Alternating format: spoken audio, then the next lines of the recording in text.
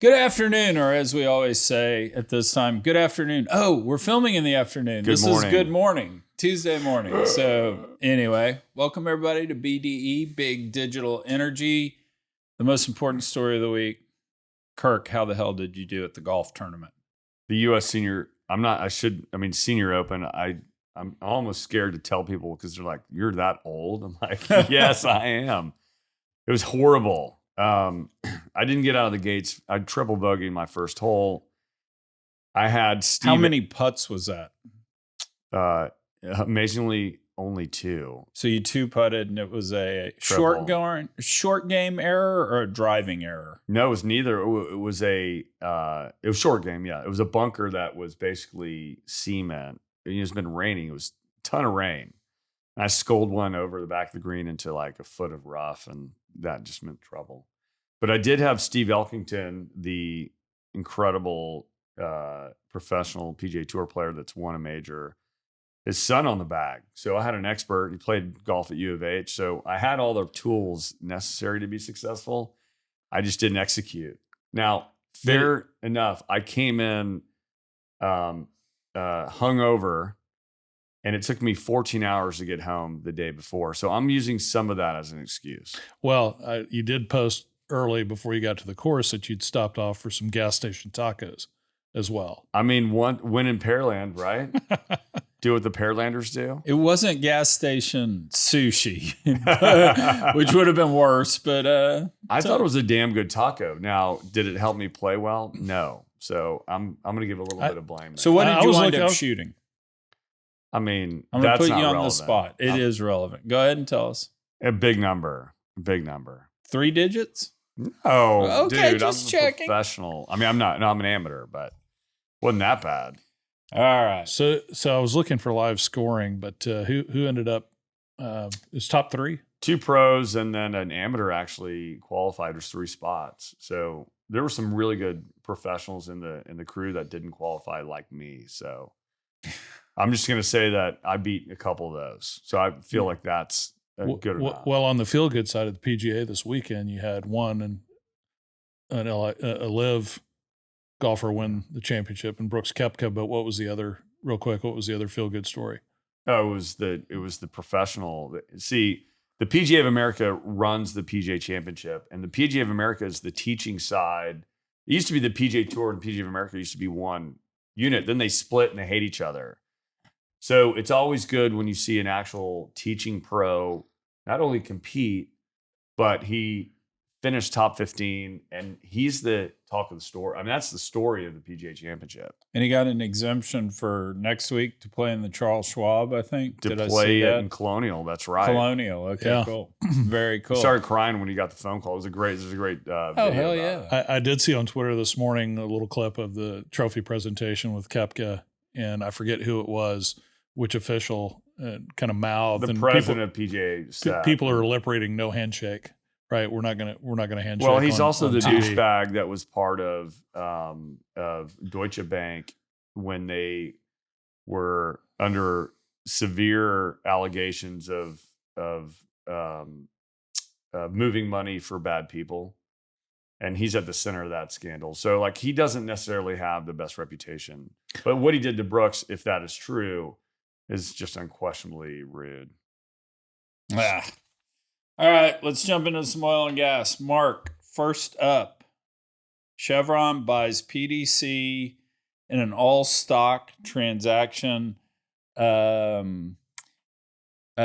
saw a great line on Twitter. Somebody said, instead of a takeover, was this a take under? I mean, all stock, 10% premium. Anyway, yeah, what do you think? What happened? If you look at, well, it's kind of an interesting contrast with the 2 deals that were announced this morning. Much smaller one, a Bakken divestiture by Exxon to Cord Energy, which we'll talk about in a minute. But you look at where the names were trading on 24 EV to EBITDA latest consensus. Chevron's 5.5, and PDC, even with today's boost, I think it's up about 9.5% last I looked. Chevron trading down 50 bips or, flat. But PDC was trading it on that same 24 multiple, trading at about 2.8 times. So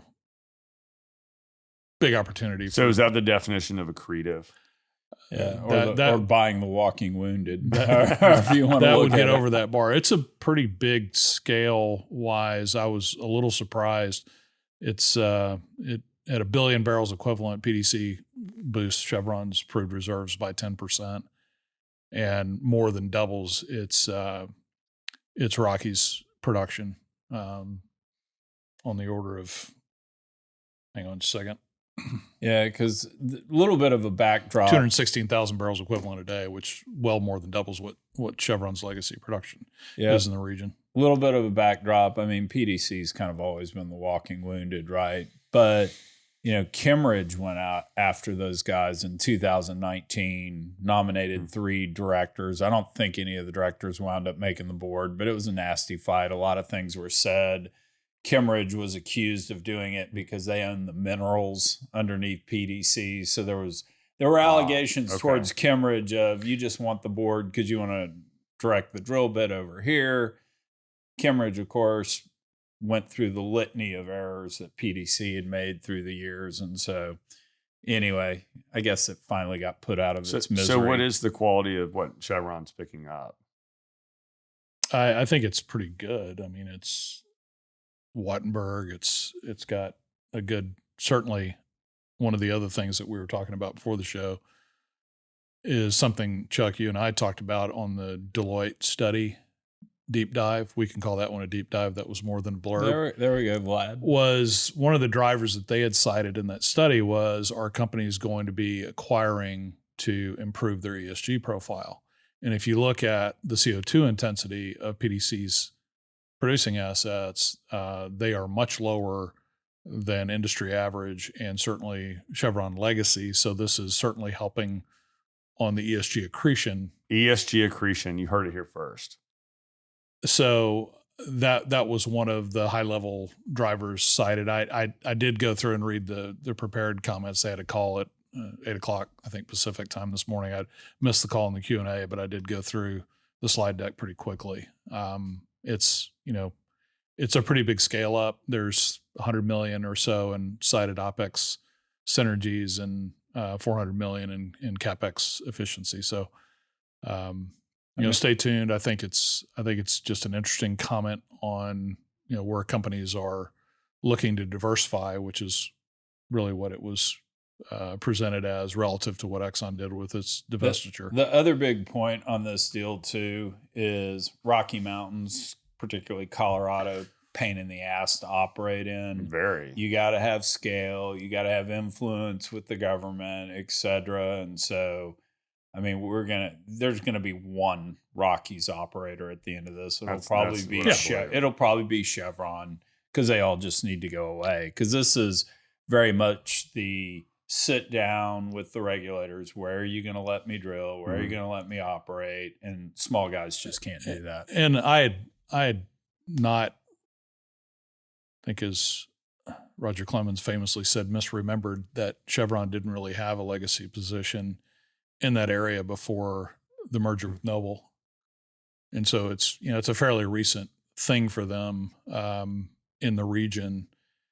And I do think that just given the order of magnitude greater permitting complexity and all of the compliance issues that you have to deal with in that part of the world relative to the Permian, for example, you're just going to need the capacity and capability to do that. That's a big, big part of what people in that region spend their time on. Now, I heard a rumor that you were actually in the room or had some firsthand knowledge of this Chevron deal. No, let's squelch that right there. I will say that it was an interesting coincidence. I happened to be with a longtime friend of mine who is with Chevron. I'm not going to mention any names. That in the middle of a birthday celebration crawfish boil, had to very innocuously go take a Zoom call on a Saturday afternoon. So my analyst antenna went up a little bit.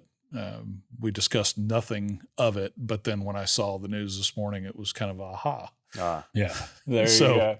Leave it at that. It was a fun little twist on Nice. And I have to believe that an otherwise quiet weekend. Any poor operator in the U.S., Chuck has his hands on it somewhere.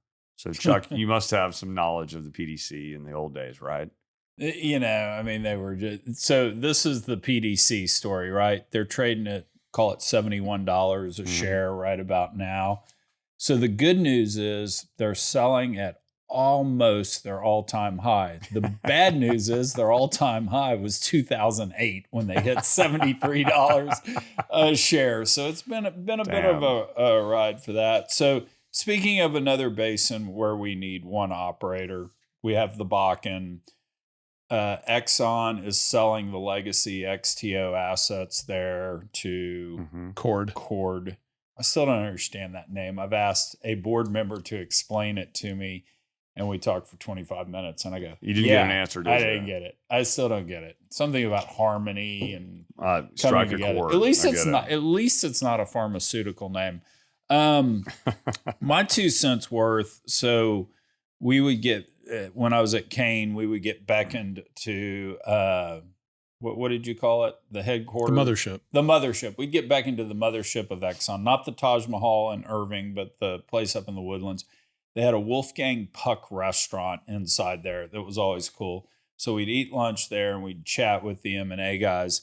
And I mean, it was 7 or 8 years of me sitting there saying, hey, our Kraken assets and your XTO assets lay over.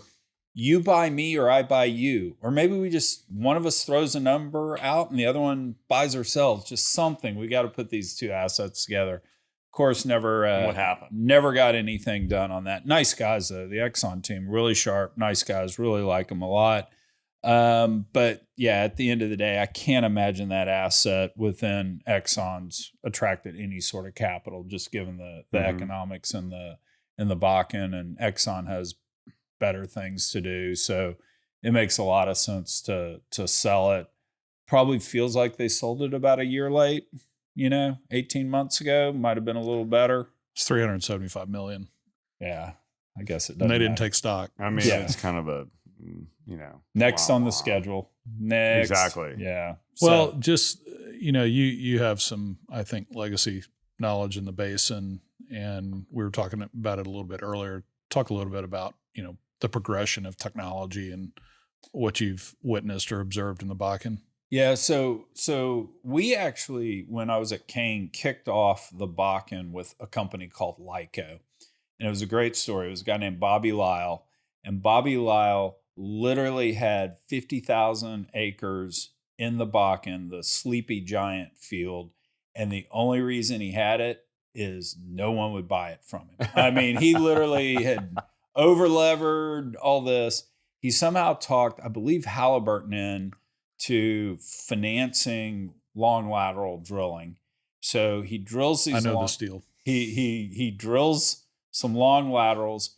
He fracks it, and back then, this is like early 2000s. It was a glorified acid job, basically. The fracks were, and he created these monster wells. We backed him. We wound up selling. Before or after you knew that the monster wells were going to produce? We backed him after like 6 or 7 of the wells that Halliburton had financed. We wind up drilling for 2 or 3 years. We sell to Interplus, and that's why the former Mrs. Yates has a lovely house in West U. But anyway, the key was he was able to drill kind of the long laterals. That was literally the only part of the Bakken that the glorified acid job would work on. We drilled some, within Lyco, we drilled some wells outside that acreage, glorified acid jobs, and they didn't work. We claimed they were mechanical failures when we went and sold, but eventually they figured out the big fracs. So the Bakken was actually at the front end of drilling these longer laterals, and they were kind of on the front end of doing these bigger fracs because you had a lot of private companies there. I'd say last 6 or 7, maybe even 8 years, you've gone to 3-mile laterals, but outside of that, you've figured out all the technology. There are no game changers left. So it's kind of been an execution. What is the price of oil? I'll know my rate of return. Can I drill cheaper type thing, which just not Exxon's cup of tea. That was an early kind of risk sharing arrangement with a service provider. And I think the original structure was in something called Red Oak with That's exactly Bob right. Rasmus and Jim Whipkey, who were the founders of Red Oak. Yeah. That was a long time ago, but there was a good memory. There was a kind of an execution-based incentive that would cap out at some ROI, predetermined ROI, and then it would revert. But that was back when all the rage was these service companies were like, why are the E&P companies getting rich off our technology? Let's participate. Let's become an E&P. Yeah. That never works out well. Yeah, you start drilling $10 to $15 million wells in the Bakken, it'll make you swallow hard. Yeah. Exactly. I was involved with another operator where we got some very small non-op, but then you start seeing the pace at which some of this early development that was going and how much capital those small working interests actually consumed. So. Yeah, no. So, and just as a reminder, Chord was the amalgamation of Oasis and Whiting coming together. And so, anyway, there will be one. They'll buy Kraken at some point. I guess you got Hess still in there, and at some point that'll go away. I guess Continental's still in there too. So, anyway, all right, we got major ESG news and stuff I know absolutely nothing about.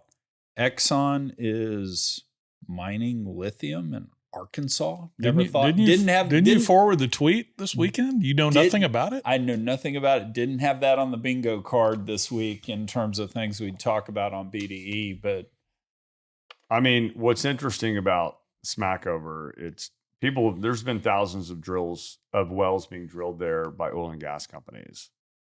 And there currently is a lithium demonstration plant there that's being run by a company called Standard Lithium, I believe. They've been there since 2020. And then there's specialty chemical companies. So there is an infrastructure there. I think what I read that it's actually the Arkansas government is very is promoting and want like easy regulation to make things happen. They see it as an opportunity. But why Exxon? You're an Exxon guy. Why Exxon? Why are they getting involved in this shit?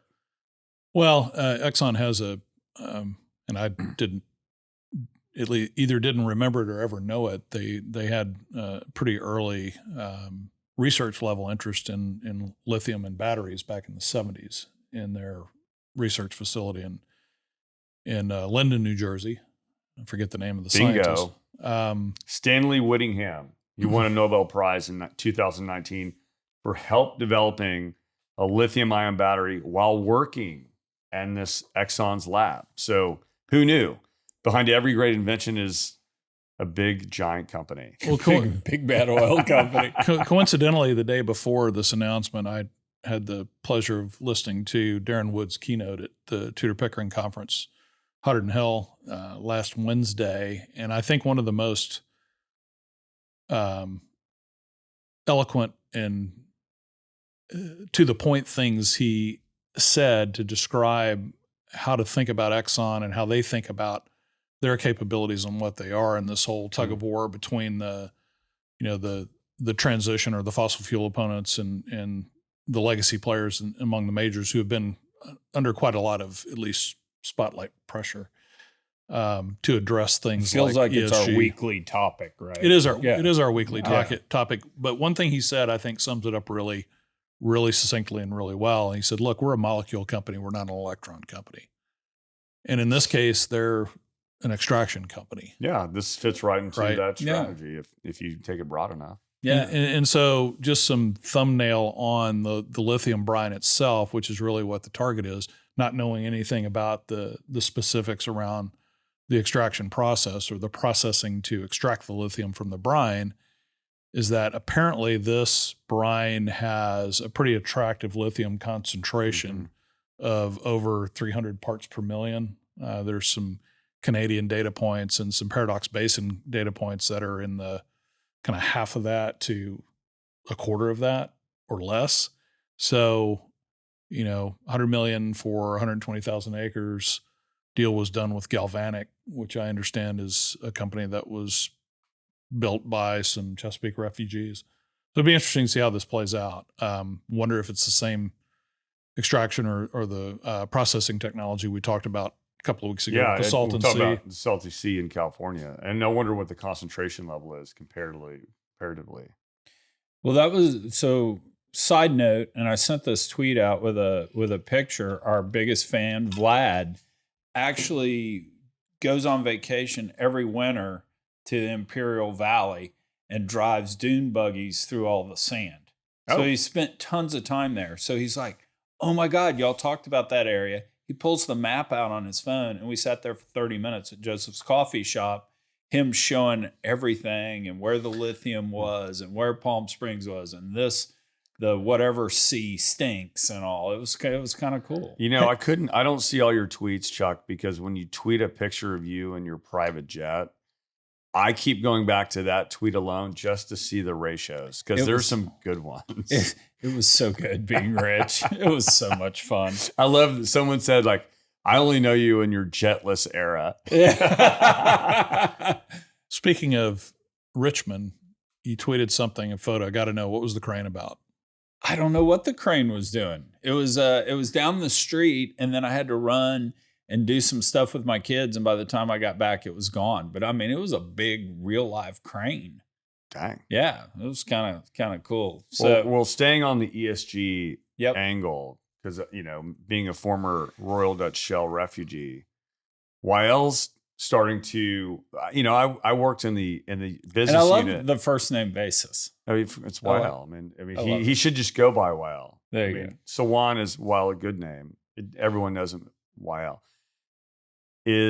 I worked in a group that was not profitable, and we just spent money, but it was cool. Well, YL's starting to like cut the fat, because what's rumored, it's not been announced, but both Octopus and Ovo, who are the two best run retail electricity providers in the UK, are buying Shell's UK energy business. And when I spent time in Shell, like knowing the team over there, great people, but Shell basically bought hundreds of thousands of customers that were not profitable. And Wiles like, we're cutting it. So I think that's actually a good move as a shareholder, looking at, you know, hey, this new energies business is interesting, but if it's not making money, we got to cut it. So it'll be interesting to see. I mean, you know, ExxonMobil's the sort of like, if you ever want to watch someone that's never going to make stupid decisions and they're going to wait because they have a lot of cash to make good decisions, that's Exxon. They're letting sort of a lot of the European players move really quickly, but then with that comes a lot of, you know, bad investments, and this is probably one of them. And wasn't there a memo that leaked out of Shell basically saying in the renewables group, hey, we got to see returns or else we're not doing it? Well, I know that's definitely the word from the inside, but I haven't personally read that memo. I think a memo leaked out because I saw it bounce around on Twitter, I think. So, so changes are afoot. While we're in major ESG news, the Glass Lewis response was great, Mark. I will give you the joy of getting to say this because it's awesome. Yeah, there were several points from a Glass response that Exxon published. I believe it was last Wednesday, whenever May 17th was, responding to Glass Lewis in some of these proxy measures related to, you know, asset retirement or stranded asset risk embedded in their portfolio because of, you know, the time for those liabilities and those obligations to hit as much sooner if you believe that, you know, the transition is going to be much more rapid. But basically, one of the things that was, and this is a slight paraphrase in response to, in rebuttal, was that, you know, we don't believe that society is going to accept a reduction in the standard of living to get to net zero by 2050, right? So translation is we're going to extend the life of our legacy assets and continue to develop and exploit, even though we've said publicly as well, we believe certain aspects of the petroleum or the hydrocarbon complex are going to reach some level of plateauing demand like gasoline in the U.S., right? I mean, it's only the top 1%ers, especially I love that woman from Stanford because she is so fun to retweet and to ratio. But I was reading an interesting article in Bloomberg about 1 billion new air conditioners will save lives but cook the planet. So what's interesting is they have data on this. And it's like when like the Philippines, once you pass sort of when the annual household incomes hits about $10,000, it's a tipping point where people start installing air conditioners. And when you think about the hottest parts in the world, would you rather live without the threat of burning to death, or would you decide to not get an air conditioner because the rest of us are living in air conditioning, including the top 1%ers that complain about the climate, and not get an air conditioner? So what they're saying is they forecast 1 billion new ACs because of the growing wealth. I just love the punchline back. Society won't accept reduction in standard of living required by net zero. I mean, Bang, mic drop. Mic drop. So I will say, and this was a long time ago, back in expat days, I played golf in Phuket on a short leave, essentially in the jungle, hottest I've ever been. So when I reached that, if I were a resident there and reached that tipping point, first thing I'd be buying is an air conditioner. Hell yes. Oh yeah. No, it was by far, and I've been in some hot places. It was by far the hottest. I was in a golf tournament this weekend, not the qualifier, in Austin, and it was not as humid as Houston, and it was wonderful. Even though it was hotter, I'm like, the lower humidity really does make a difference. Yeah. Damn. When you retire in New York City, you move to Florida. I mean, that's right. Everybody does that. So, what happened at the G7? Not much, other than there was a little excitement around the official pronouncement or the official statement that really was a reiteration of what we talked about in the prelude meeting among the foreign ministers about natural gas and LNG, is that, okay, there's really a Russian focus to all this, and the shortfalls that were a result of all the geopolitical shenanigans that have gone down over the last year plus. If countries demonstrate a need and those natural gas and LNG plans are consistent and country specific relative to their climate goals, then we're going to support natural gas and LNG. But it also, in the unhighlighted part of what I saw, continued the language about not locking in to natural gas structurally, which we've had a lot of discussion about, is seems pretty obvious on the comparative emissions profile of natural gas versus coal and other biomass that that Europe toggled to during the latest energy crisis. I mean, the climate activists are going crazy. And there are a few of my favorite quotes from the G7 is Alden Meyer from E3G said, Germany's insistence on more public investment in gas and Japan's resistance to phasing out coal power generation undercut the G7 leadership at a time when it desperately needed. I mean, what are you going to expect countries to do? Like, hey, we're going to invest and be clean, but all you're going to die because we'll have no power and we're going to start fighting each other. I mean, it's crazy. Although not exactly related to the G7, but one of my favorite lines of all time was, remember the Real Man's Handbook, that book from the late 70s, early 80s? I remember the Anarchist Cookbook where they taught you how to make napalm real men don't stuff. eat quiche. That was the whole thing. One of the greatest lines in there was, real men don't believe in the United Nations because all they've been able to do in the last 50 years is create a marginally attractive holiday card. It's kind of like, that's just what I feel like every time we talk about the G7, the World Economic Council, all this. It's like, I'm sure they've produced something marginally attractive, but whatever. Well, and you had a particular follow on Twitter for me as the head of the IEA, who hasn't missed a photo opportunity to talk about, or at least caption, and put kind of clean and climate goals into any meeting with a foreign leader. He tweeted a picture of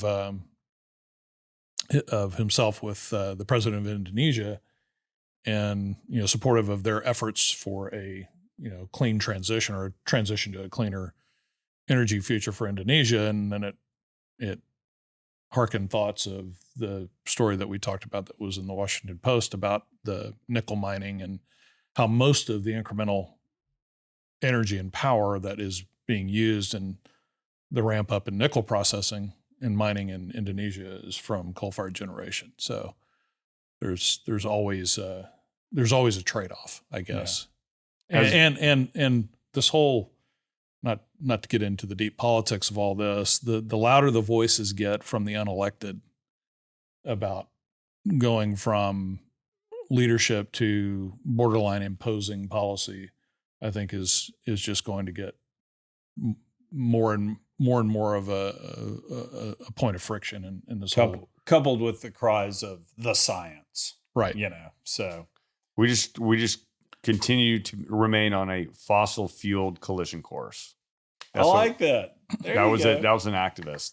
That was her quote. I was like, that's a great quote. We might use that here at BDE. So when the Beatles recorded Revolution, which is my favorite Beatles song, the Young Republicans of America claimed it as their theme song. So did the Young Democrats of America claimed it as their theme song. We shall use that quote on both sides of the argument. This show is on a fossil fuel collision course. I love it. All right, we got 2 fingers of the week this week. Who wants to talk Nashville? Oh my gosh, The Graduate. It's terrible when you want to go to a nice hotel for graduation. And part of the reason is if there's a good bar, right? Yeah, exactly. I mean, I want a clean room, sure. My wife wants definitely a clean room. But I'm like, it's the bar, stupid. Because when I get back from a party, what do I need? One more drink. Absolutely. And the bar at this hotel was booked the entire time, 4 days we were there.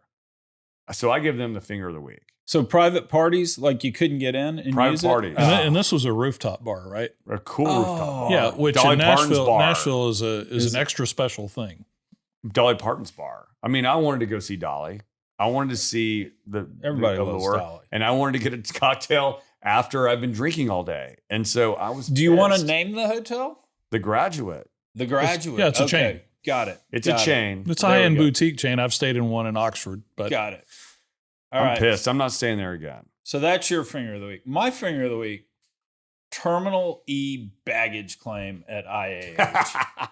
So the girlfriend was in Europe for 2 weeks, comes back, I'm picking up.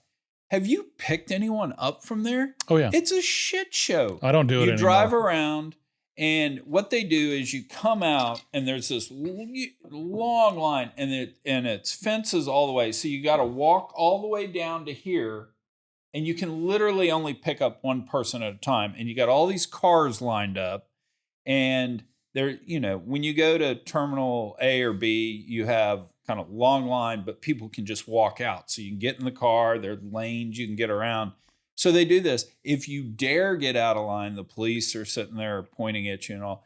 It is the biggest mess on the planet. That's why I fly private, Chuck. I know. Back when I was rich, I used to, but not anymore. I realized something before we end the show. Did it happen last week while I was gone? We didn't talk about a country in Europe. Have we been told by the girlfriend to stop? No, the picking up the girlfriend and being otherwise preoccupied kept me from deep diving a country. Okay. We did talk Greece. He wasn't even able to blurb a country. Which I wasn't is what able to blurb. We're not deep diving anymore. We're blurbing. Then, hold on, I did make one total baller move. So I pick up the girlfriend. We immediately pull over in the cell phone lot. I pull out. Is this for children or not? This is a PG-13 rated show, so there will be no nudity. But I pull out a cooler. On ice, I have a Russian vodka. Oh. Sorry, I'm not a Putin simp, but Russians make good vodka. Especially with caviar. I have cold brew concentrate. I have a little Kahlua. I mix espresso martinis. I even have the coffee beans to put in as the garnish. Dude, that is baller. That was a baller. Total baller. So I have an idea, Shaken, Chuck. not stirred. Wait. So your return odyssey was private? No, it was called, my private plane called Southwest Airlines, which goes to Hobby. However, Southwest, we took off at 6 a.m. on Sunday. My U.S. Senior Open qualifiers on Monday. I haven't been able to play it because it's been raining. 6 a.m. in the morning, at least I could go practice. We start circling around Houston because of all the storms on that Sunday. We land in Dallas, and then they don't let us off the plane. And then they take off right before the storm hits Dallas, and we start hovering around New Orleans, and I'm praying. I'm like, please. And I almost went to tell the pilot. Like I was like, land in New Orleans because at least I could have a great Sunday night. Dinner's on me. Dinner's on me. It would be epic. But where did they land? They land in Austin. And they kick us off the plane, and everyone is like, all the Southwest areas are booked. So I decide, hey, I'm going to bus home. I'm not going to get a rental car because these nice buses. You go to the Von Lane? No, Von Lane was already gone. It's a new one, like red coach or something. So I book it, and they pick you up outside of a hotel downtown Austin. So I go straight to the bar and start drinking. Waiting on the bus. And there's a bar on the bus. Because I was sort of like in this euphoric, I've been traveling all day. The bus picks me up. I've had a couple cocktails. We go to San Antonio first. Had no idea. So San Antonio, then Houston. So then I book an Uber from Katy because they drop off in Katy to pick me up, take me home. It was a 14-hour trip, but I did get home. So nice. I think that explains the triple bogey on the first hole. I think so as well. I was out of it. That's not an excuse. That's a reason. that's a reason. All right, everybody. One note real quick. This week's Chuck Yates Needs a Job, the podcast, will have Ken Hirsch on it, the former managing partner of Natural Gas Partners, the current executive director of the Bush Center. Fascinating discussion with him. He's obviously very bright.